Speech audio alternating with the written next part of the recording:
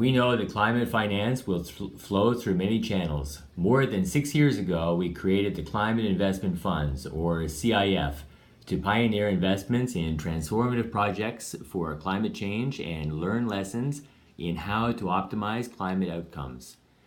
From grid-connected wind power in Mexico to the first at-scale concentrated solar power plants in Morocco to resilience plans in Bolivia and Haiti to indigenous solar entrepreneurs in Thailand. The projects and programs of the CIF show how climate funds can be leveraged and used by countries and the private sector. The CIF plan is to leverage $8.3 billion in assets to generate another $57 billion in funding for country-led investments that reduce net emissions and promote resilient development. Just last week, the contributors and other board members decided to extend the CIF's operations by another 2 years and provide further funding to ensure that we can keep meeting countries' needs as other funds are established. We welcome the UN Green Climate Fund, or GCF, and the initial pledging of $9.9 billion that it has received to date. Its impact will be greatest if, like the climate investment funds, it uses this capital to catalyze new investment in emission reduction and resilience.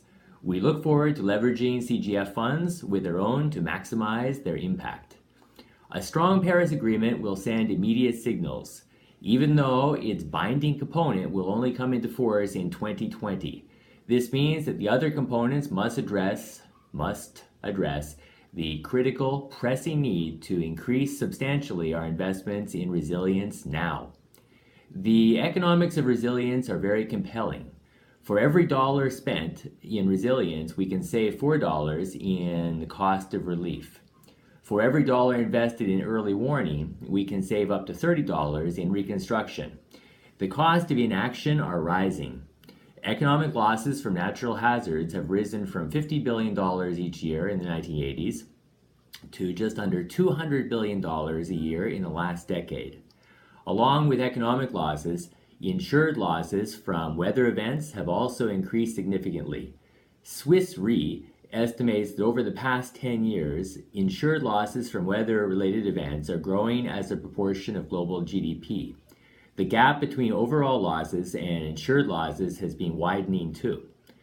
Again, according to Swiss Re, fully 75% of catastrophe-related losses worldwide are still uninsured. At the World Bank Group, we will use our track record for financial innovation to look for ways to raise a one-time injection of funds and strengthen insurance coverage to build resilience immediately and not wait for the next decade. Just as we cannot wait to step up action to build resilience, we should also not wait to act on other fronts. In recent years, we have witnessed a new phenomenon, what some have been calling working coalitions. Frustrated by the pace of negotiation and the difficulty of finding consensus amongst all 193 members of the UN, coalitions of stakeholders have pressed forward. On issue after issue, governments, companies, the scientific community, and civil society organizations have found that their interest in working together overrides the difficulties in forging binding agreements. In fact, these coalitions have paved the way for wider agreement and have picked up the pace of data, evidence building, and action. This was what led forest nations and other stakeholders to move forward around REDD, R-E-D-D, the effort to reduce emissions from deforestation.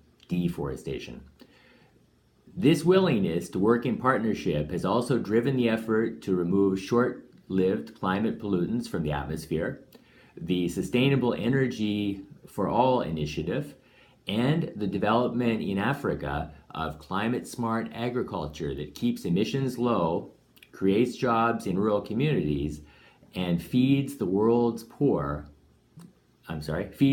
growing population. The Paris Agreement will, I hope, recognize the importance of these coalitions in driving action forward. For us at the World Bank Group, partnership in such coalitions has been fundamental to our exploration of new forms of support to our clients. So, what does this mean for the World Bank Group?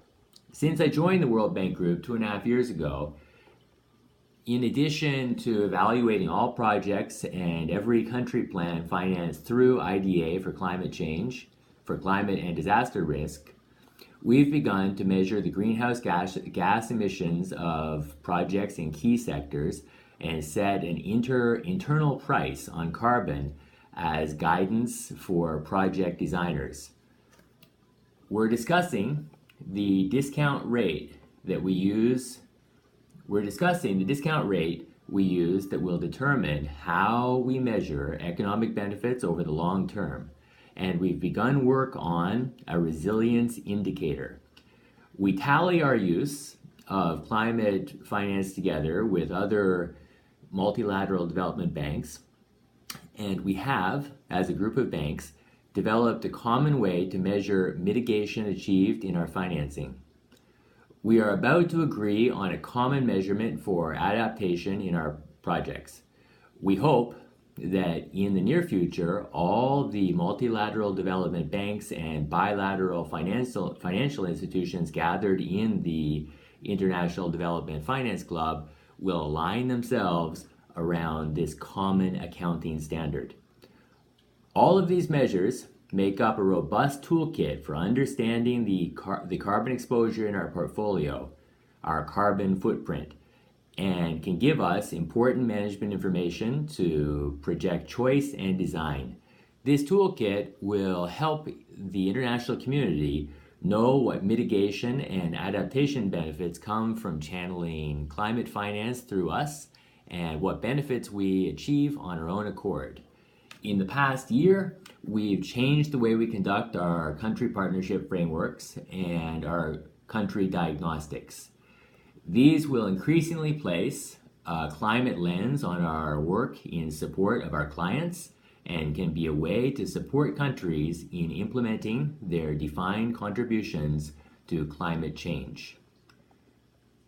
We need to challenge ourselves so that every region and country strategy and every sector strategy across the World Bank Group is guided by our belief that our clients must succeed at reaching zero net emissions.